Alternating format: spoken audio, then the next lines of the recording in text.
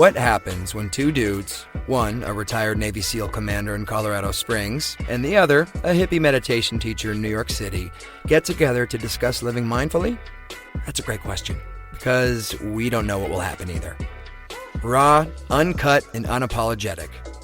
Welcome to Men Talking Mindfulness with co-hosts John McCaskill and Will Schneider.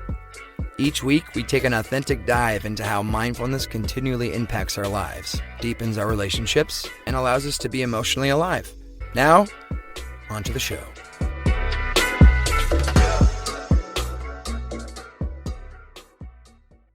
Hello, my name is Dr. Theresa Larson, and I am the Men Talking Mindfulness guest today. I'm really excited.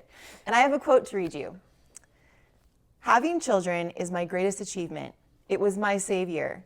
It switched my focus from the outside to the inside. My children are gifts.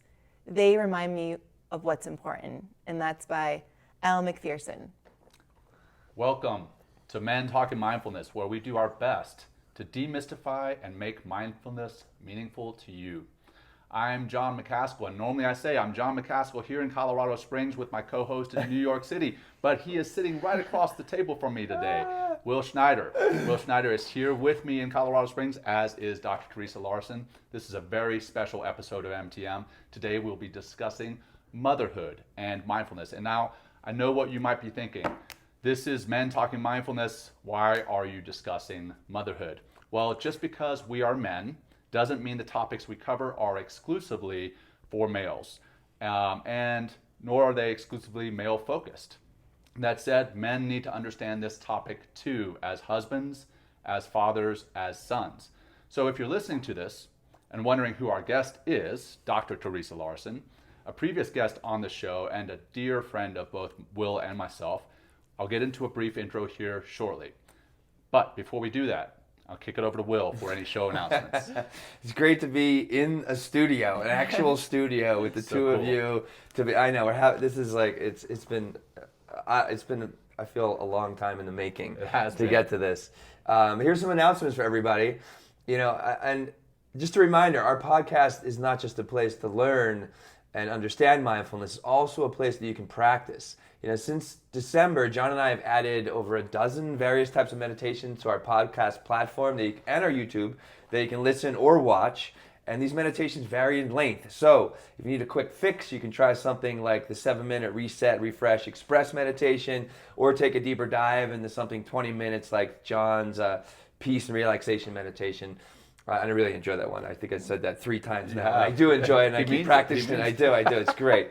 And also, if you're out there and you are a company leader or work for a company, you want to bring mindfulness and these practices to your workplace, we have a program that can help you change your culture, bring more mindfulness to you and your employees. So please hit us up. You can hit up John or myself, Will at mentalkingmindfulness.com or John at mentalkingmindfulness.com. You want to learn some more, hit mentalkingmindfulness.com on the web. John, let's intro our wonderful guest today. She's sitting right here. Normally we wait to bring her up, but she's right here. So awesome. So as mentioned before, we're joined in person by Dr. Theresa Larson. And Dr. Larson is a Marine veteran, former professional softball player turned doctor of physical therapy. But today we're not bringing the doctor on. Today we're here to talk with Theresa. Today, Theresa is going to share with us her experience of motherhood. She is the mother of 2 wonderful young boys who are actually at my house right now. And she is constantly working to bring mindfulness into her home. That's what we're here to talk about today. Motherhood and mindfulness, how important they both are and how they actually complement one another. So as we always do on the show, if you've never watched it, if you've never listened to it, we kick it off with an opening grounding practice. Will, let's do the honors, man. Okay. All right, everybody. Hi. We're gonna meditate. We're gonna meditate and breathe a little bit. This is just a whole new way of doing the show. So, thanks for being with us today. But let's take this time. Right. I can definitely use a little bit more grounding, a little bit more relaxation and peacefulness. And this is an opportunity for you to practice, to learn how easily it is to shift away from that hyperactivity in the mind and an emotional experience and kind of drop us down a little bit deeper and get here together so we can have a more mindful conversation, really listen and receive. Anyway, all that said, maybe ground your feet on the floor, or if you're driving or wherever you are, maybe cutting the grass, you can do this with your eyes open and keep mowing that lawn. But let's exhale the breath out the mouth nice and easy. Yeah, feel that, even that tickle or that sound out of the back of the throat, and take a big inhale. Really take that big inhale. More breath, more breath. Let's exhale out through the mouth. There we go, long breaths. And let's empty all the way out, and let's inhale for a count of 5, 4, 3, 2, 1. Exhale out long and slow. 5, 4. Feel that exhale dropping you into your seat or into your feet, and really feeling more of that peaceful, natural peaceful sensation in the exhalation. And more. Inhale, big for 5. Good. 4. Keep going. Feel that tension of the inhalation. Exhale, let it go out. And then feel the relaxation of the exhalation. So nice. And more. In.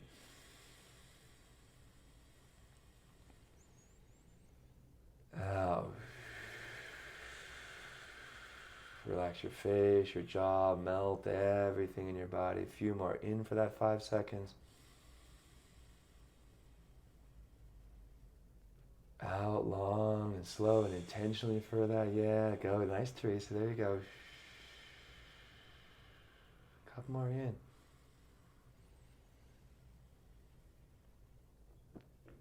Let it go out. Let's do one more like that. In really big. Let it go out. And if you can, just take a moment and just be still. Coming back to a normal breath. And just try to be still for a moment. And just really observe the thoughts of your mind. Observe your feelings. Be available for the world around you.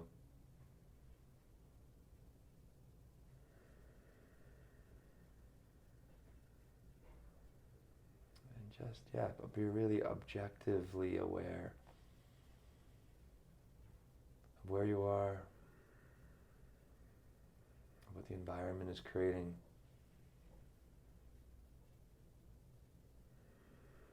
And just let yourself alone and just be.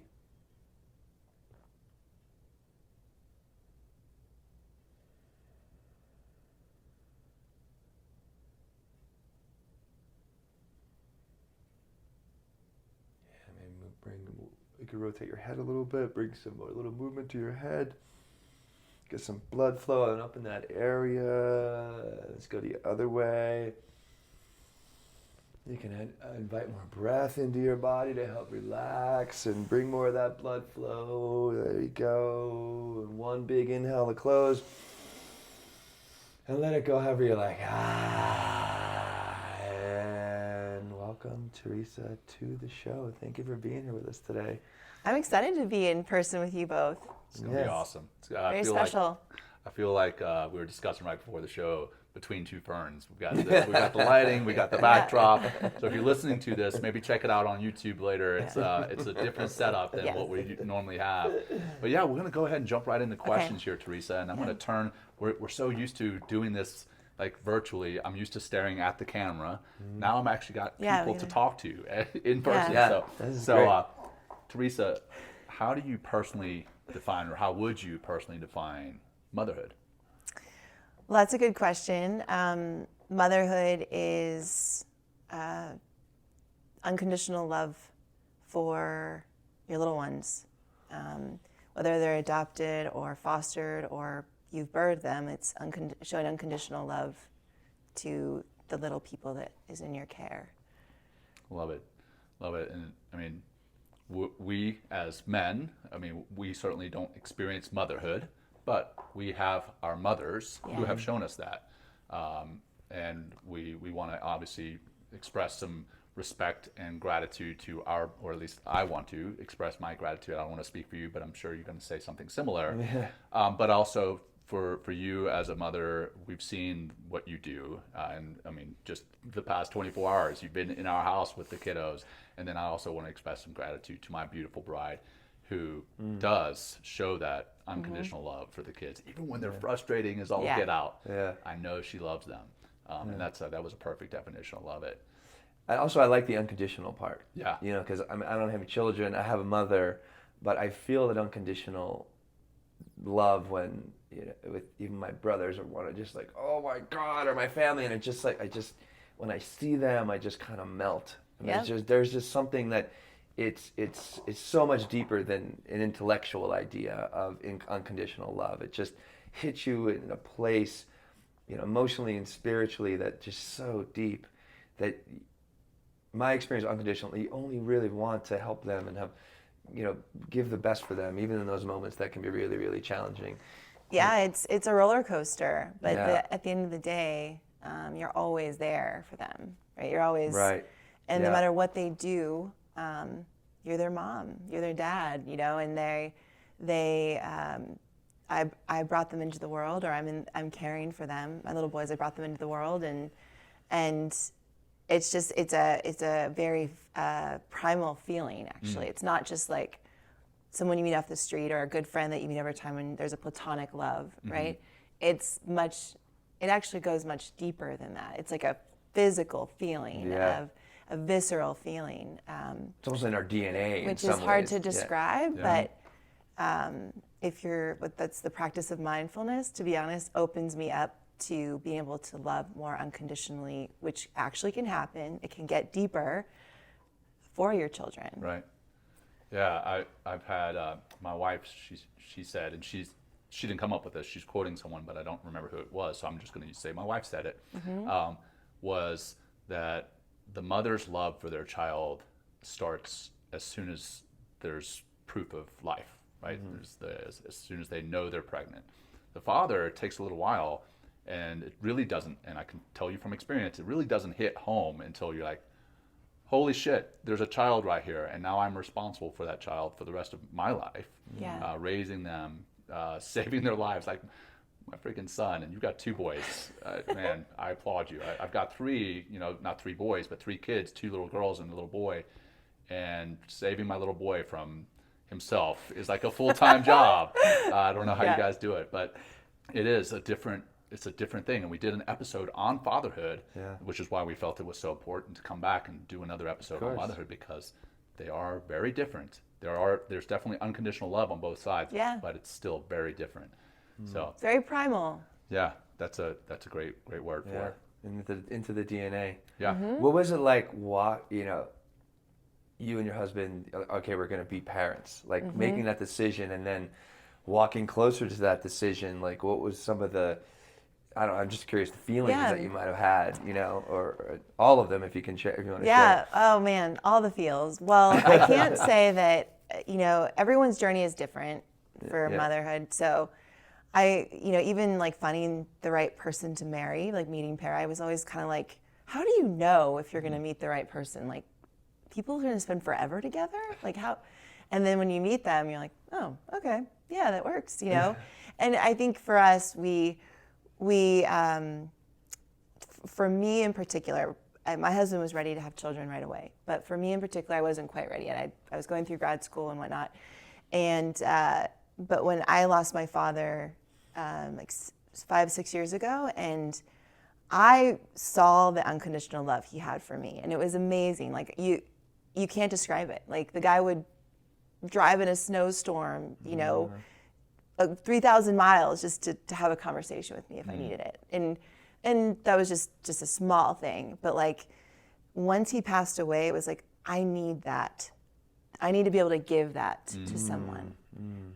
Or bring that forth. So in a way, having children was like helping fill that void of him not being there. It was like, I want to give that unconditional love that he showed me to these little beings. And so then we had the conversation and started trying, and it actually took us a couple years, which of course, anyone who's tried and hasn't exactly like, happen right away. It can be there can be a lot of anxiety.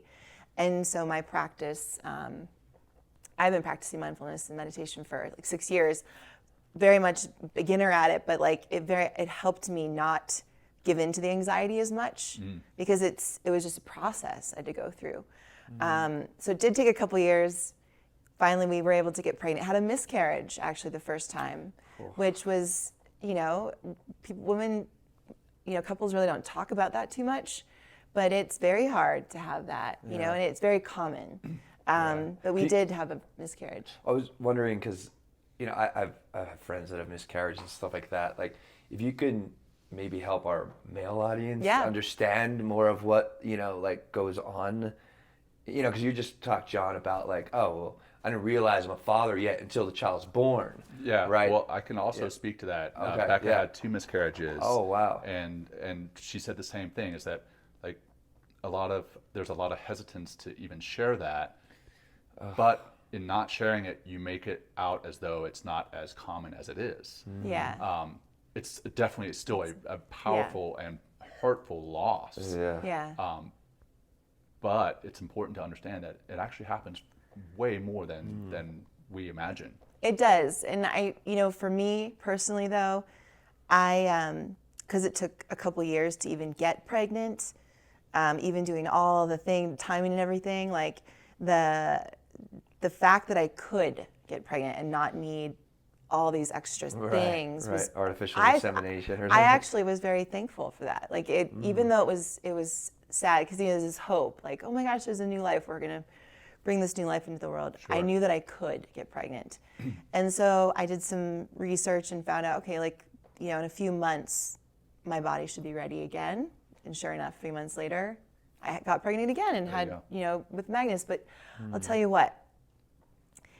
That getting pregnant, I was like, oh yeah, we did it. This is so great. It's going to be downhill from here. And spoken like a triathlete. Let's go. I was like, absolutely not. It just, the roller coaster just got more intense from there. I think Will and I were talking about this yesterday, or at some point. The naivete for me when I had 3 older sisters, and they all had children before I did.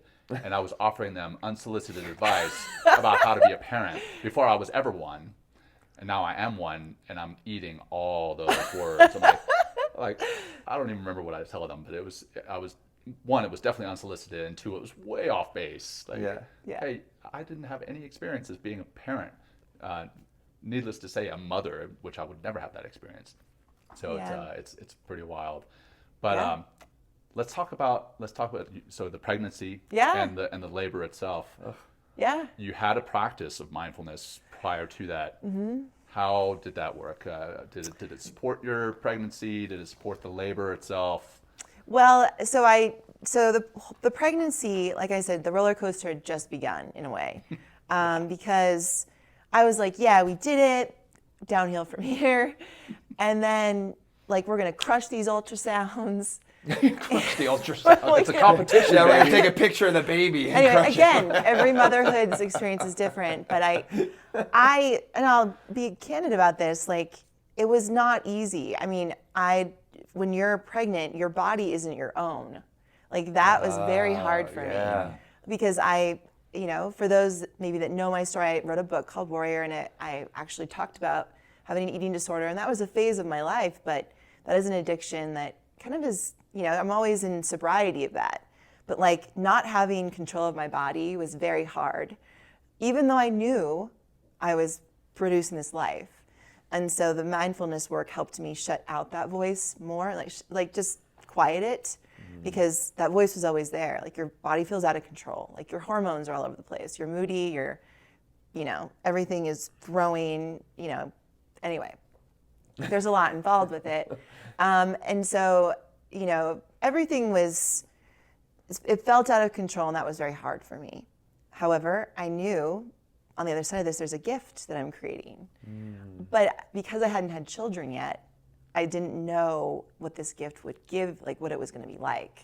Right? So it was like this thing growing in me, and yes, it's a baby, I know, but I didn't have this attachment to it. Like even when I'd go to hypnobirthing classes, everyone's like, communicate with your baby and read to the baby. And I'm like, okay, how am I gonna, okay, I can do this. Like, there is a baby in me, and it feels weird to communicate to the baby. You know, like, I don't know, I just wasn't. And so, but the thing is, at my 20-week ultrasound, you know, and I was like, we're gonna crush this, the baby's gonna be great, anatomy is gonna be great. No, it wasn't.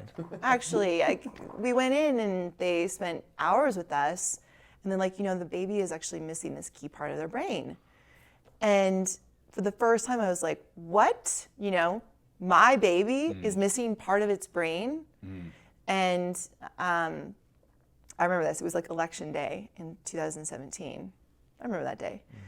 And I remember them taking us into this office, and this young periodontologist, I believe that's what you call them, an obstetrician were in there, and they were explaining the results, like, your baby is missing this key part of their brain, which basically it's like, it turns into corpus callosum, which, you know, connects right and left hemispheres. And they were like, of course, as doctors, they have to give you all the risks. Like, of course, this is very rare, you know, 1 in 4,000 or something have this, and if they do actually born with it, they could have seizure disorder and blah, blah, blah. And then I just kind of like, blacked out, you know, after they started talking about all this. Because I was like, okay, and so what do we do? And I remember the doctor, again, every medical provider is different, but the first thing they said was like, well, you could have an abortion if you want. Like, you can definitely legally have an abortion before, you know, some weeks. And I was like, really? That's the advice you're going to give me? And then I got angry. I was like, that's the advice you're going to give me? I'm like, I am a medical provider too. Like, I want more imaging. Like, I want to make sure this baby, you know, an image isn't 100% accurate. Yeah. And the next thing they said, and I'm sharing this because everybody's different, you know, and this can be very scary, is like, well, we don't make mistakes on our ultrasounds. Wow. And I was like, well, I don't care. And that's kind of where the mother piece of me started to come out. Yeah, like, are you I protecting don't the child? care. Yeah. You will give Mama me bear. an MRI and also another ultrasound in a few weeks. And those few weeks were the hardest for us, Per and I. Like, we just, because we didn't know, like, the baby could actually be a stillborn too, right? There's all these risks. And so for those 3 weeks, we did research, of course, and you go on Dr. Google and it's the worst advice ever. But it was just one of those times when we at the same time, so I'm a career mom, like I have a business I run. And at the same time, my business wasn't in a place I wanted it to be. And so this intensity of something's going on with my child and my business is not where I want it to be. We're in this beautiful studio downtown with these people that I'm working with that I don't even want to work with. And I'm being, you know, that's, to be completely honest, I'm running a business I didn't want to be in. And I'm having this child that something's going on I don't know. So there's all these uncertainty, lots of tears. No control either, too. Yeah, it was one of the hardest times. Yet that's when I feel like the mother part of me, even I was channeling my own mother's strength of like, okay, I can figure this out, and I need to be patient, right? And I need to give it time, and I can't jump to any conclusions until we get more imaging done with the child, but with the business, how am I going to make this better? Because where it is right now isn't where I want it to be. And I don't want to bring kids up in this kind of environment. And so that was a turning point for me. I mean, very hard one. And the rest of the pregnancy, so thankfully, we got an MRI and we did another ultrasound, and the piece, I forget what it's called in the child, but what creates the corpus callosum was there. After a few weeks. They were wrong? They were wrong. They just imaged too early? No, the imaging was at 20 weeks, but they said that maybe he's a late bloomer, right? But I'm like, that's, and I actually spoke to the head perinatologist at the hospital. I was like, I want to talk to him about your bedside manner. You could have told me, right? Like that maybe that he's a late bloomer, just like you guys just told me, and to give it a few weeks before you give the advice of, oh, you can abort. Yeah. Because that after that, as a new parent, like I'm just gonna black out. Like that doesn't even, Especially you don't when even you know go my in values. There, you think everything's gonna be perfectly fine, right? I've been in a similar experience where Becca and I went in for our firstborns I don't know, it must have been probably 20 weeks as well. And she had a massive tumor in her liver. But we had gone in there saying, hey, look, she's, this is just a check in the box. It's just another check in the box. And then they're like, they go away for a while, and you're like, why did they go away? What's taking them so long? Yes, And exactly. then all these scenarios start running through your head. So bottom line is, where I'm going with this is like to go in with this feeling of, hey, like false security, I guess, and then be told, hey, your son or your child has something irregular, and here are your options, and they start with that, like that option. I mean, that it could have been an option, but don't Not start the with first that. one. Don't start with that, because like you said, then you black out and you don't hear the rest of the conversation. Yeah. Well, I remember chatting with the MD. I was like, you're talking to human beings here. I'm a human being. My husband's a human being, and my child's a human being. Yeah. So the way you presented this information was not helpful for us. Good for you. That's the mama bear coming out. Yeah. Again. It was, but and he took the information in. I don't even remember his response. Yeah. I don't think he does a lot of, the head of the head perinatologist, I don't think he did a lot of work with actual patients. But either way, that experience kind of, woke me up to the fact of like what I'm in for as a mother. Like I'm protecting my child. And with that, I also need to be healthy myself. And so the pregnancy was very challenging from a body control perspective. The birthing was like 50 some hours. He ended up being 11 pounds, my first son, so Magnus. Biggest in the hospital. He's a big kid already. Yeah, and he's So how tall are you? 6'1". And how tall is Pear? 6'3". Yeah. They're Amazons. So, but my brothers are both 6'8", and their kids were like 7-8 pounds. So the fact that that was also a competition with my brothers. I grew up in a male-dominated family, so we had lots of. So let's talk about that. Yeah. So you mentioned the mother's strength. Yeah. The strength that you had gotten from your mother. Yeah. Yeah. Let's talk about your mom. Yeah. Okay. Well, my mom was. So she passed away when I was 10, but from my memories of her, just this extremely humble woman. I mean, she was a protector of my family. There were some things that, my first memories of her were her, I think I was sitting on the floor singing in an umbrella. I was rolling around in an umbrella on our wood floor, pretending I was like on an island and singing.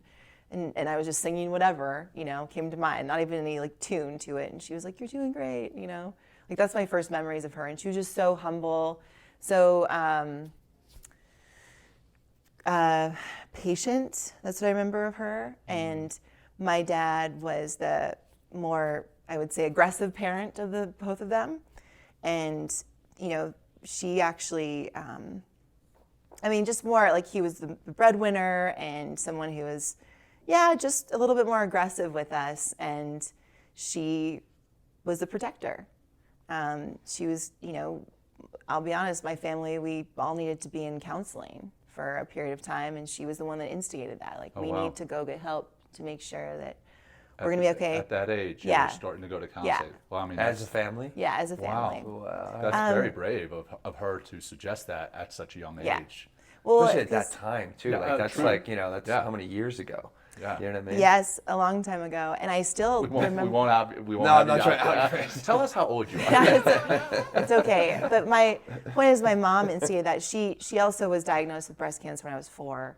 So I remember the in and out of hospital visits and whatnot. I would go to her hospital visits with her. Like, that was a lot of my memories of her. Was I go to the hospital visits. I got to know all the nurses and doctors. Wow. I was there with her because I didn't want her to feel alone.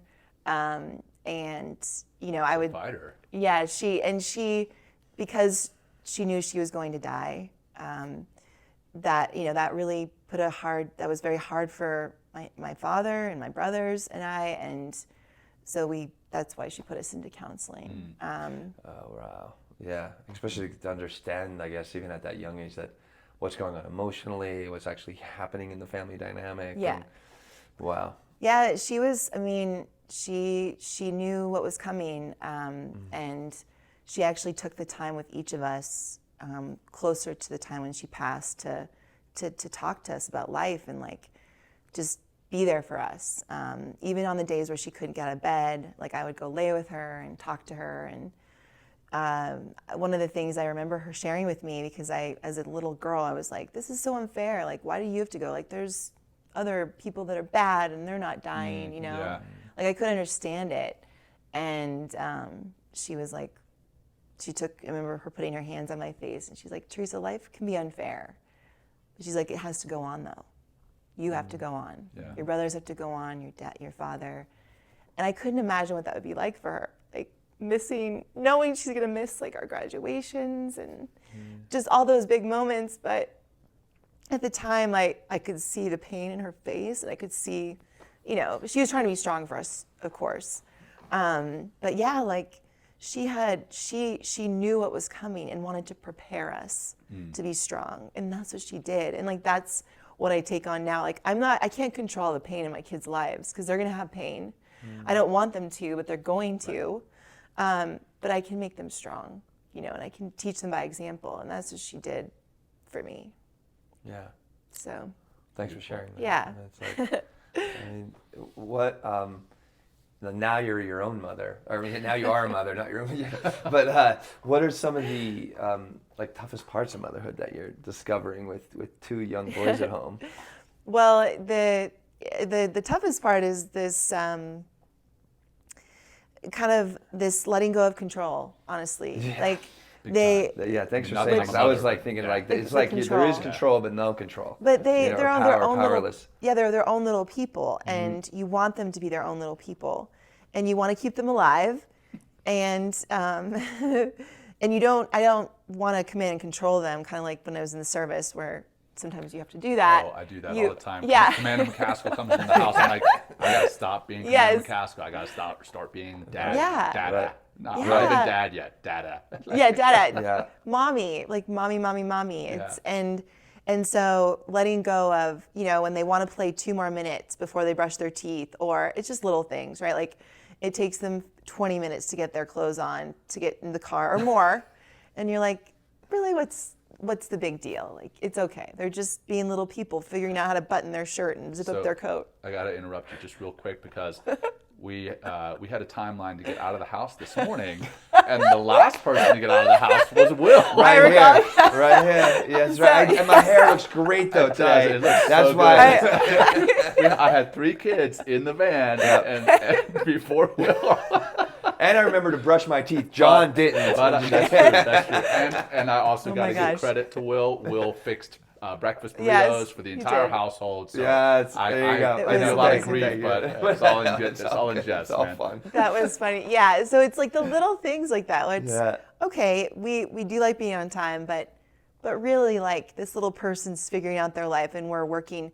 It's the journey of. Yeah.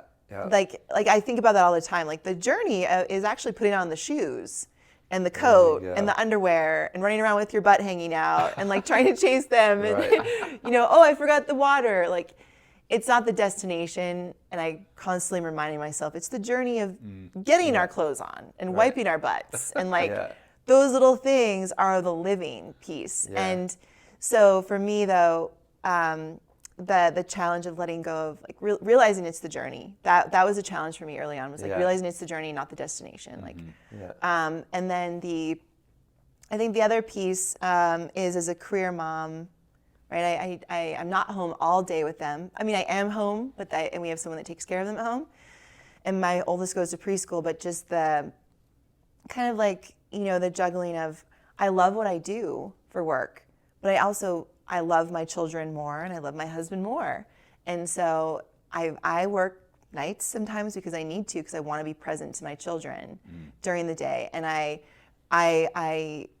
think switching, like I said, mentioned the pregnancy was the hardest time in my job. I was like, I'm in a job, I'm running a business I don't like.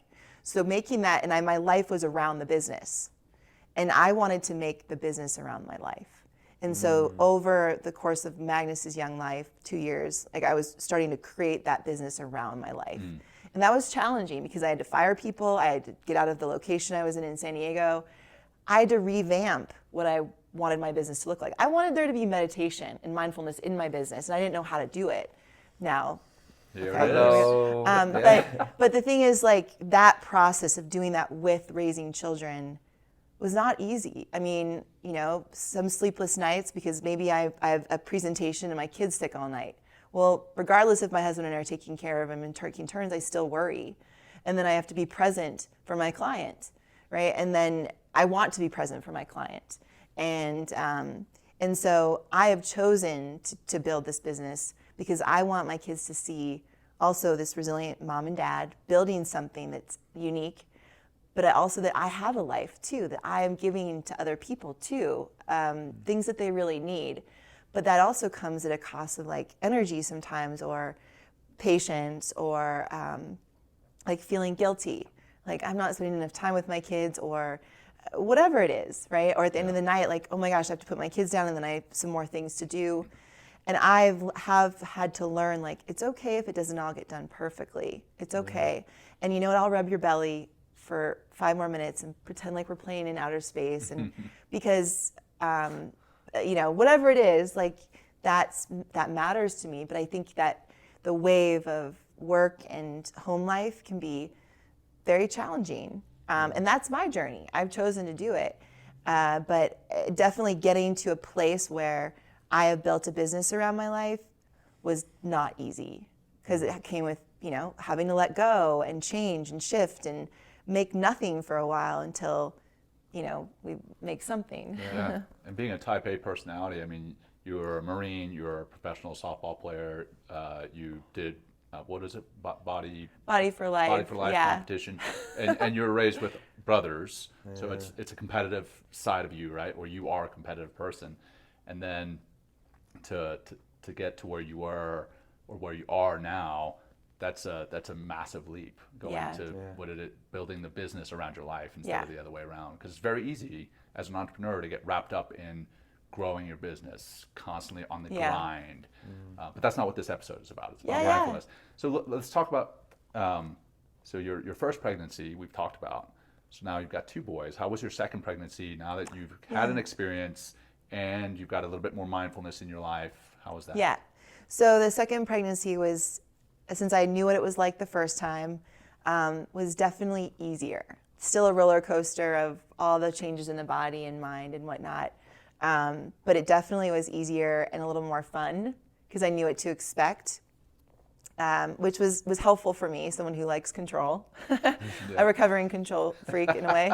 But so yeah, Axel, he was 9.5 pounds when he was born, and it was a very fast pregnancy. I mean, in terms of like the labor and delivery, it was like 6 hours or 8 hours or something like that. But I actually, because I had a C-section with my first one, I decided to do a VBAC, which is the vaginal birth after C-section.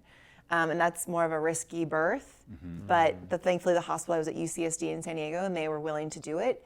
And it came very fast, but I was able to deliver him naturally and have Pear catch the baby. So it was a completely different environment. But what was the most powerful thing for me was, okay, there's all these like different birthing processes, and should we go natural? Should we have an epidural, like C-section? And there's actually, I mean, I'm not really in tune with any kind of, I'm on social media, but I don't pay attention to all the BS that can be out there. And let's be honest, there's a lot of BS. And apparently there's people that shame people for having C-sections, right? Wow. And I'm just, fucking shame everywhere. Yeah, there's shame everywhere. And then disgusting. It doesn't, I honestly am so thankful a child was born healthy. Yeah. And I'm healthy, because if it was 100 years ago, one of us wouldn't have made it, right? With my child. And maybe he wouldn't have been as big 100 years ago, but either way, my mind goes there. But for Axel, you know, this is where the mindfulness work helped me. It was like, okay, the world probably, you know, maybe natural. A lot of my friends did natural, and it was like beautiful and amazing. And it's like, well, I don't know, natural I don't really want to do natural. I actually want to enjoy the pushing of the baby, and I don't want to feel the feels. I want to feel some of it, but that's not important to me. What's important to me is that I'm healthy, the baby's healthy, and that I have a peaceful delivery under low lights. Like, that's what I wanted. And I don't care if anyone doesn't think otherwise out there. Like, it's your choice, right? And There you go. but it was nice because the midwife was there. I had an epidural, but I felt a lot of it, but not the same intensity. I could smile. I gave birth to him, caught him, and it was like amazing. It was everything I'd wanted it to be. Yeah. And you're no less of a mother, and no, he's no less of a child absolutely because not. of it. Yeah, you're raw. What does it say on the Raw, back of our uncut, shirts? Raw, unapologetic. uncut. Yeah. Right here. Yeah, What but that's is. what mindfulness, that's what the practice has done for me, and the dividends. It's like, There you know, it's the fact that this is what I want, not what everyone else wants for me. This is what I want, and I'm going to be present to that and celebrate that. Yeah. This is my life. I used to have a student of mine that used to work in a hospital, like not a birthing center, like in a hospital. And I didn't see her for like a couple months. And she was always religiously Thursday, like she was same spot in the studio. And she was a really amazing woman and really cared about what she did. And I was like, where have you been? Like, what's been going on? She's like, they just upped the quota for birthing that we need to do every month. Oh yeah. So they like are trying. It's like a baby factory. So like what I enjoy. Why I'm saying this is like what I enjoy you saying. It's like it's your choice. Yeah. You know, where I feel, you know, if you're going to have a child or you're going to go to the hospital, you know, there's a lot of pressure that comes in to just get you out. Yeah. You know, so they can just bring somebody else in That's for why the dividends, for the money. C-sections, that's Yeah. why- Right, and they'll so, force it like- on you. Like Becca, our first two kids, it was in a military hospital where there's no extra pay for getting the kids for getting the kids pulled out. Right. So, you know, we didn't have C-sections there. And then our third one was in a birthing center where there's no extra rush there either. Yeah.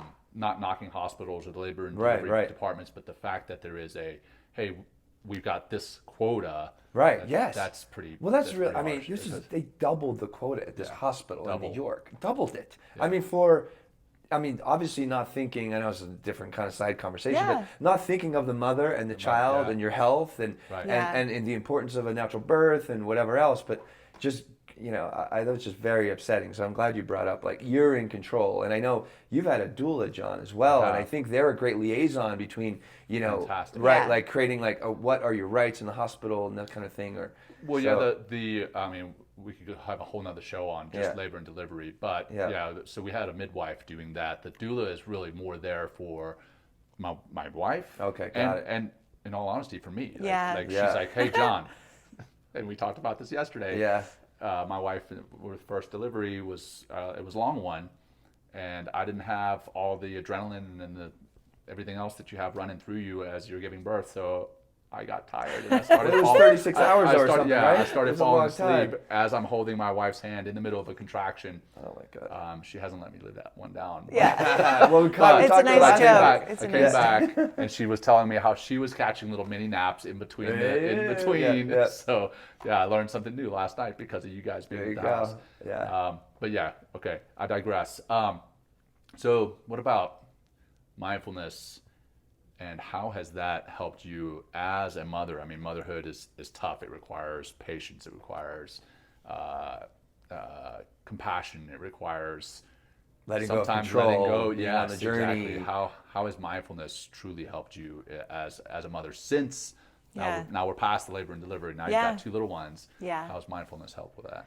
Well, I mean, mindfulness has helped shape the way I raise them as well as how I do my work. But with them, like when you're more aware in your life, it can expose things that, strengths and weaknesses you have. And with children, they're going to pull those out of you anyway. Oh yeah. But the mindfulness allows you to be aware of taking that pause, like the power of the pause of before you react, you respond. Before you do anything, especially if you're angry or something upsets you, it's like that practice allows you to take a check yourself Yeah. before you wreck yourself Yeah, I was or thinking someone that else. there, yeah. But like that's what it's done for me is it's made me look at, okay, how do I want to be as a parent versus just a reactionary parent, which is everywhere, right? No, you can't stop. Like how do I actually want to be? And if however I want to be as a parent, this is I need to be that myself because I'm the best example. So my response to things, they'll mimic it. So I'm the best. I've learned that I am the best. My husband and I are the best teachers for them. And so, things that bother me. When I feel sad, for example, I don't want them to hide their sadness. I want them to identify it. And Axel's too young yet, but Magnus is in an age where he can start to identify. Sure. But I don't hide being sad in front of them. I'm like, guys, I'm just a little sad. I need a moment.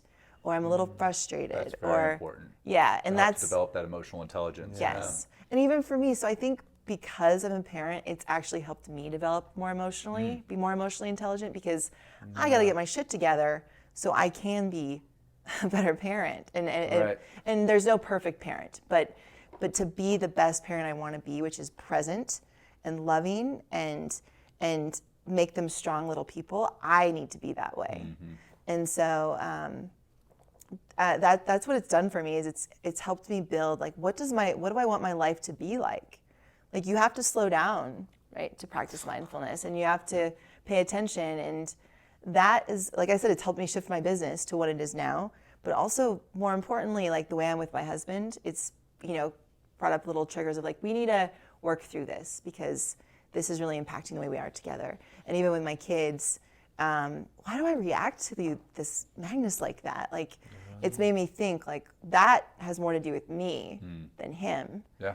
And one of the best things that I've learned, and you guys have taught me this, is like, you are okay just the way you are, right? Yeah. You want to be, like, you guys want to be in my presence, and the people I've chosen to be around like my husband wants to be in my presence. When you're around mindful people, that's the way you feel. And I was realizing, like, wow, there's a lot of people that don't let me feel that way, or I don't feel that way with them. And with my kids, so it was kind of it's helped me weed out kind of the people that aren't so healthy for me and bring in really good people. But also with my kids, realizing even if I'm very angry and they've done something that could kill them, right? Or, it's like one of those moments you're just like, okay, we just need to put you in a closed box for about an hour so you don't do anything else. But it's forced me, where I think I was going somewhere with this. This is mom brain, maybe. Maybe I'm having mom brain right now. Where I'm like, I'm sure there's this emotional. So they're getting to a point where they're almost going to kill themselves, and you're like, okay, well, we need to put you in a box to protect you. No. Yeah, that mom brain. It's okay. Well, I had something very profound there. It was like, I want to be around you. Right? I even heard you say this last night. Like, I acknowledge you. And I want you to be, I love you. Even if right now I'm a little angry at you for this, I love you. I want to be around you. I want you to be in my life. Yeah. And so it's actually shaped the way I even set up my house, because we have a basement, and our house is fairly small right now, but we have a basement, which is huge. But I don't want to send the kids down there to play. Like, I want them to be around me. I want them to feel like I want them to know I want to be around them. Yeah. Even if they're in trouble. Like that. Yeah. They've done something, like stolen a cookie and lied about it. Will and I talked about this yesterday, about the attention that kids crave. And they don't crave bad attention or good attention. They just crave attention. Attention doesn't matter. So, like, I'm taking this course called Positive Parenting Solutions, and I'm not selling it at all, but I'm taking it, and I do think it's a great course. And they talk about how children have a desire to belong, and then a desire to have some level of significance, and that significance is proved to them through the attention that you give to them, and they are, craving that attention all the time. But it could be, hey, you're not going to give them positive attention, so they're going to cry, or they're going to shout, they're going to scream, or they're going to throw something, wreck something, and then you fly off the handle. You're like, damn it! Well, I don't swear in front of my kids, or at least try not to. Be mindful of not. Try to be mindful about my language in front of and around the kids. But I'm like, dang it! Don't throw that. And they can see that I'm upset. But guess what? They got some attention.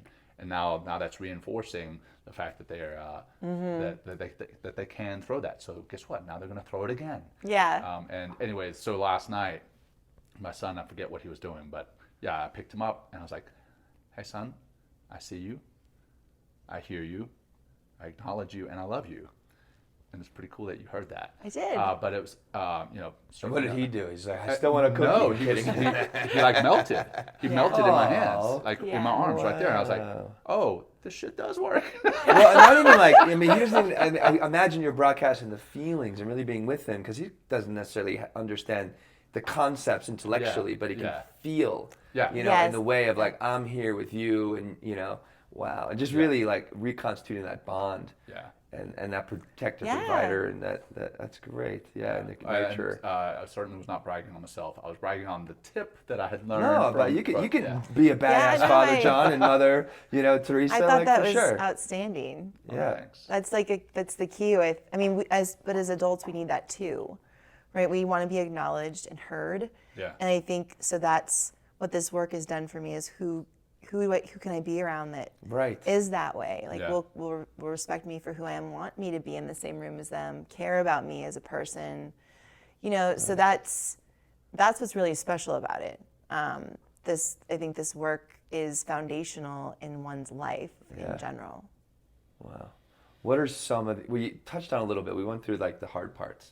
But what are some of the rewards as a mother? Some of them. Well, right. We can go on. Touché. Right. But like you mentioned, some of the rewards of a mother, like of just being more present and being more patient, or anything else of like, you know, from pre-motherhood to motherhood, like that's making you, you know, a better mother, a better business person, a better, you know, partner in your relationship, a better partner with us. Like, are the things that, you know, being a mother is helping you to navigate life in a more effective way? Well, I think it's just humbling in general. Motherhood is very humbling. Like it's no matter what's going on in your life professionally, good, bad, or otherwise, your kids are just still wanting love from you and wanting you to pay attention. And so it's humbling because you have to learn to let things go, leave it at the door or you know, for me, I work from home. So when I leave and go out into the, you know, our space where the kids are playing, how good am I at letting the work go? If something, whether it's good, bad, or in between that happens, like that's what has been powerful for me. I've gotten a lot better at it because I've also been realistic about what I do on a daily basis and what I can get done.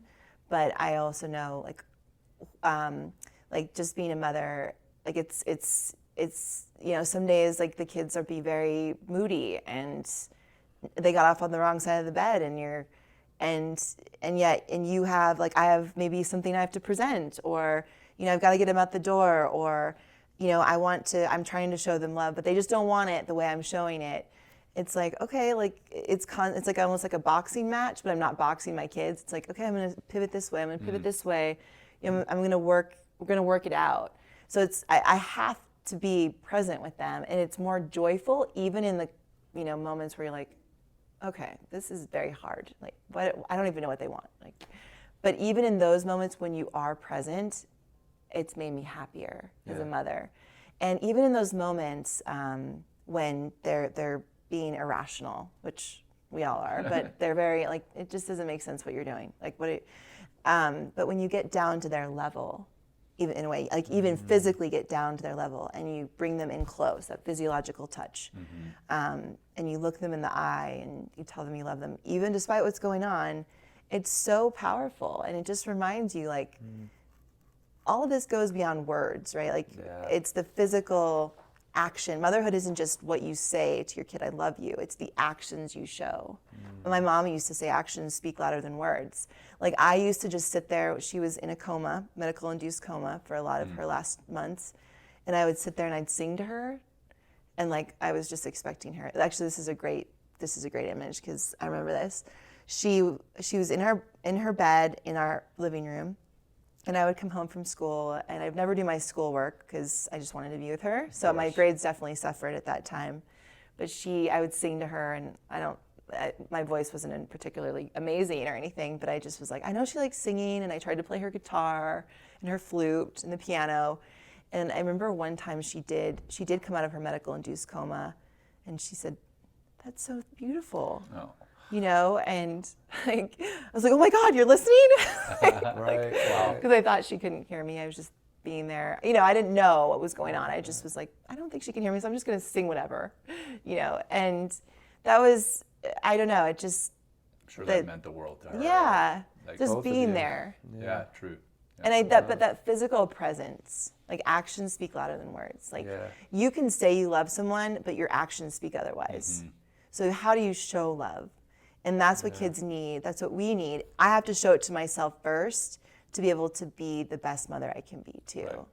Right. And I need to be around people who can show that to me. And so that was a really big lesson that my mom taught me, but then I'm also realizing with my kids, like when they do anything that I don't agree with, or, whatever it is, like me just showing love and being humble to like having to put aside all of my stuff and being present with them is very humbling. Yeah. Wow. Sure. Yeah, you said humble several times, maybe 20, yeah. You're well, talking about your mother. Point, right? Right, I think even your mother teaching you that humility as well, and patience and stuff like that. I thought, we're kind of coming out in the hour. I thought it might be nice, actually, you talk about your mother, and we can talk more about your mother as well, but actually to honor our mothers as well, because everyone has a mother, right? Yes.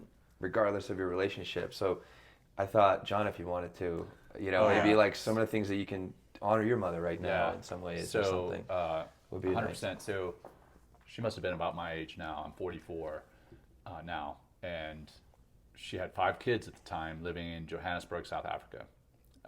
And my father was like, "Hey, we're going to move to America" at the time. So this is 1984, and she had her friends. She had a routine in South Africa, and we moved to the small town of Ruston, Louisiana, which was culture shock. It's Ruston, Louisiana is not a bad place, not at all, but it's just different. Moving from Johannesburg, South Africa, to a place halfway across the world where you don't have friends, you have no network. Different culture. Yeah. She was a nurse in South Africa, working at the hospital, and as a midwife. Moved to the States, where her credentials were not recognized, and she had 5 kids. To move across the world, to get plugged into new schools, to get plugged into new sports. I knew cricket and rugby. Granted, I was 6 years old, but I knew cricket and rugby. I moved over to the States where there's football and baseball. I'm like, I don't know these sports. And that's a trivial example because I had 3 older sisters who were going through way more than I was. But yeah, I've got to applaud my mother for her bravery at that point, and then sticking with it. They still live in Ruston, Louisiana, and they've got a great network set up now, and they've got a great life. And my 3 older sisters still live there with them. And her taking that incredible leap of faith that things would work out, and that bravery that she taught me. My father has taught me a great deal as well, but I want to give credit to my mother in this situation for taking that incredible leap of faith, and just being incredibly brave through that. Wow. So, Yeah, I could only imagine, like 5 children moving across the world. Yeah. Totally. Place. That's exactly right. I can only imagine. Yeah.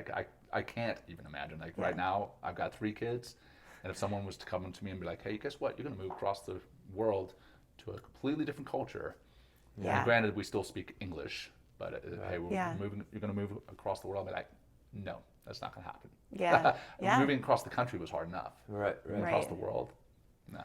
I don't know how she did it. Do you feel that bravery has led you to be more brave in some ways? Yeah, you know what I mean? Yeah, 100%. Right. And the leap of faith as well. Like I've taken leaps of faith because of her leap of faith. I'm right. an entrepreneur. Well, she like you said earlier, Theresa, like she just gave you the example. Yeah. Lead by example. Be be the change you want to see, I guess, in some ways. What it is we're doing right here, right now, literally. Yeah. Recording a podcast about mindfulness. Right. I never would have guessed that I'd be doing this 5 years ago. Yeah. And we're taking a leap of faith. And here we are. We're taking a leap of faith. And right. I think it has a lot to do with what my mom taught me. Yeah. So. And the bravery that it takes. 100%. And it's like, and then that's attractive. You know what I mean? That's we want to be bold and brave. Yeah. Oh, yeah. Well, and also thinking about the things she was maybe thinking about too during that time, like the actions are one thing, but like I'm sure the feelings of, oh my gosh, my kids, like this new culture, I want them to, accommodate, and how do I make them feel supported? And I didn't realize, I just moved, a couple states over, but it affected my oldest son and friends, and I didn't realize how much it would affect him. Sure. But he was grieving his friends, and so I can imagine with 5 children moving to a completely different culture, the things that she was thinking about, wanting to protect you guys and make you feel included. 100%. Yep. Wow. Yeah. And having little girls, like I have 2 boys, but girls, depending on what age they are, like. Yeah. They give you a lot of shit. Sure. I mentioned my 3 older sisters, but I got a younger brother, also very young at the age. So 5 of us. It's just like, what the? Yeah. I don't know how they did it. I don't know how my parents did it. But they did it. Yeah. They did. So credit to both of them. But yes, this specific episode is about motherhood. So I'm going to give a shout out to Mom. Exactly. Thanks, Mom. Hey, thanks, Mom. What about you, brother? My mom and I are very close. Like she's, she always, and thanks, Mom. Hi, maybe you're listening. Love you very much. She always gives me the space to talk. You know what I mean? I just have such a. I'm probably gonna cry. We just have such a. I really appreciate that about my mom a lot. Like she's taught me how. I remember, my God, I must have been like 13, 12, 14 years old or something like that, and. We didn't even have necessarily a lot growing up sometimes, but like she went out and like helped this family from Puerto Rico like move to our town, and she just like got involved and just started, like helping them get food and stuff like that. And I was like a part of this, and I really, I try to be very generous and give of my time and other resources if I can, and I really appreciate like her teaching me that. It took me a while to get kind of tidy and organized, but our house has always been like tidy and organized, and I really appreciate that she's helped me to finally realize the importance of that. Like, here's a little funny story. So when I finally moved to New York, and like I'm just this is in 2003. I'm kind of all over the place, and I remember like she came to visit me in New York with my dad, and my parents are both still with me, thankfully, and. They come to visit me in my apartment in New York, and it is just like, I was like, 30 at the time? And it was just like a fucking shithole. I mean, it was just like, it was a nice apartment, but it was a pigsty, as well as some other dude, and we're just always like kind of rushing in the apartment. She comes in and just starts crying. She's like, I can't believe my son lives like this. Oh my God. I enjoyed those moments. She dropped me off at college. I remember my mom. Oh yeah. And I was like, and I just couldn't wait to get out of the house. I'm like, oh my God, like literally moments from being away and being free and being on my own. And I look at my parents after they unpacked me, went on to orientation and stuff like that. And I'm like, you guys can go. I'm just like sending my mom's like, oh, and just crying again. She's been, she's just been such an incredible source of kindness, and really teaching me just to be a better man and be a better person. And, like I said, I really love that relationship we have. I mean, you can't really replace that with anybody. And I love you, Mom. I really do. I mean, she knows this, but like, and just to be able to express that to other people, I think that it's different than a fatherly love. It's very different, and she's always created that kind and nurturing space for me. And we don't always agree on everything. I mean, of course not, but at least I get to see a different opinion at times too, from an honest opinion. You don't really get that raw honesty from a lot of people in your life just because it's Mom. Yeah. Yeah. No, they're a big deal, Mom and Dad. I'd like to give a shout out to my dad, who was a mom dad. Yeah. He kind of played both roles. Yeah. Just thinking of that, like dropping off at college. He did that with me. I had like a sea bag of stuff. Yeah. Like this is I remember my dad dropping me off at college with my like sea bag of clothes, and my roommate had like a U-Haul of purple. For those who aren't military. Yeah, what the hell is sea bag? bag? A sea bag is a large bag, It's green bag. It's like a military bag. Yeah. I thought it was like a G bag, like a douche bag. I'm like, what are you talking about? Like, what? The sea bag is like this big green duffel bag that they issue you in the military. Oh yeah, I've seen you've those. them. I've seen them. I think my dad had one. I think. Yeah, they're great. I mean, they're very durable. My dad, like, he learned every step of the way of, like, especially having a daughter, like, okay, I don't know what to do with this. Can I call this person to help me with this? I can't imagine. My kids are young, and there's many things that are coming that I'm like, I'm going to have to turn to Becca and be like, babe? Yes. Well, he had to, I remember, I mean, So my roommate pulled in with her U-Haul of purple gear. Like she had a purple U-Haul, not a purple U-Haul, but purple things everywhere. And I remembered going to my dad, like, Dad, I don't have anything for my room. Like, I just brought my clothes. Like, this girl has a Nickelodeon alarm clock. And so then we went to like Kmart, that was still alive. That was a thing. And like Kmart, and we went like, I didn't know what I needed, but him and I were like studying, like, what do we need for a college dorm room? And then like, even when I was younger, if something popped up, he'd be like, okay, well, here's some women you can call. So like, I literally had these couple lady friends that my dad, like my mom's lady friends who would like be on call with me if I needed help with something. It was, my dad set that up, and so I have to commend him because he was that role for me. Like I could talk to him about most things. Right. It's not boys. I'm kidding. No, I couldn't. Yeah. No, talking about guys is not off limits. That's gonna be off limits for my girls too. No boys until they're 40. Oh my gosh. Oh yeah. That's another story. That's another podcast episode. I kid. You'll learn, John. I guess. Well, I appreciate your mothers that they. Thank you. Yeah. I think she did a good job. They did a good job. Your mom. Your mom and your mom, dad. Yeah. They did a good job. Thanks. Yeah. Well, T, how can people find you if they wanted to ask you more questions or find out more about you? What's the best way for them to get a hold of you? Well, they can go to our website, movement-rx.com, and get a hold of me there. I do actually get all the information emails. LinkedIn is a great place. I think one of the best places is just Dr. Theresa Larson, DPT. On LinkedIn. On LinkedIn, yeah. Mm-hmm. And if you want to read about my come to wellness story, and I even read about the loss of my mother and some of the changes in my life, Warrior is my book. Right on. That's a good one to read. So. Yeah, that one's great. Yeah. Well, it's been an honor having you here, and we do work with Theresa in Movement RX. Movement-rx.com is their website, but Movement RX is their website or is their business. And Men Talk Mindfulness has partnered with them to do the M2 experience. So if you ever want to see that, movement-rx.com/MTM. Check that out. Yeah. All right, so let's wrap this thing up in a bow and call it done. Closing practice. I gotta say, it's so nice to be. This is nice to look you guys in the we eyes. can just because we're catching all this audio at one time instead of like, I fucking cut John off or whatever. So this is like, I hope we get a chance to do this for us and for our audience again. This is really something very special, and it's nice to be in the studio. So well, I appreciate being a guest. Oh my God, we love having you as a guest. Well, you're not really a guest. You're just a fellow. You're just a fellow like host. You're a guest today, right, Motherhood. You're a guest host. Yes. Thank you. All right. So let's wrap it up. We've been talking about our mothers. I know that we all have been born of mothers. Some of us may not have our mothers around anymore. Some of us may never have had our mothers, but we've all had some level of motherly experience, motherly love in our lives. So let's focus on that for a minute. Let's bring our attention to what that feels like and who that person is that gave you that, and the sacrifices that person made in their lives to give that to you, to give that and so much more to you. And think about the person you are today because of that love, that support, and those sacrifices.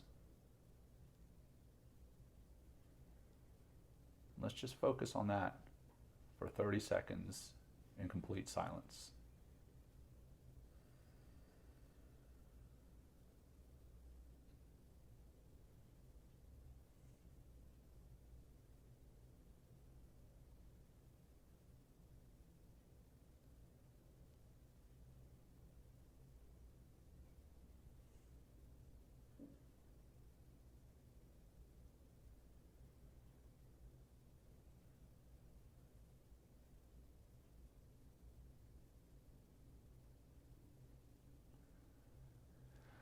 And now let's just take a couple of deep breaths together, continuing to think about that person and those emotions, how they feel to you. Be with those emotions. Don't feel that you need to push them away, whether they're good or bad, and happy or sad. Let's take a deep breath together, breathing in through your nose if you're able. Hold at the top. And let that go nice and slow. Relaxed. Hold at the bottom. One more together. Deep breath in. Hold. And relax, letting it go. Nice and slow. Nice and relaxed. And now, on your own time, start to move. Bring some movement back into your body. There is benefit in movement and mindfulness together. Again, what we teach. And Theresa, this has been phenomenal. Thank you so much for sharing everything. So thank you for being so open and honest and vulnerable with us. This has been a fantastic episode. Yeah. Well, you guys are like brothers to me, so. Oh, thank you. Chosen brothers. I've got amazing blood brothers, but you guys are also right on. New brothers. Well, you're not like a brother to me. You're like a sister. You're like a brother to me. And a sister. Well, awesome. Hey, Will, over to you, man. What do I got? No, I mean, just wrap it up. Wrap it up. All right, we're going to wrap it up. Hey, if you love the episode, you want to help us to grow, please take a screenshot or share this with the community, because we're here to teach you mindfulness, to teach you all many different aspects of mindfulness. So thank you again for being part of the show, listening to the show, share it with the community. I thank you, Theresa, John, thank you. It's great to be here in Colorado and really making this even manifest even more mindfulness and Men Talking Mindfulness. So thanks everyone listening out there, and maybe take a breath once in a while when you're needed. There you go. Until next time. Peace, everybody. Thank you. Thanks for joining Will and John on Men Talking Mindfulness. If you enjoyed the show, please like and share it with your friends and family, and please, we would appreciate a review too. Until next time, this has been Men Talking Mindfulness. Thanks for showing up.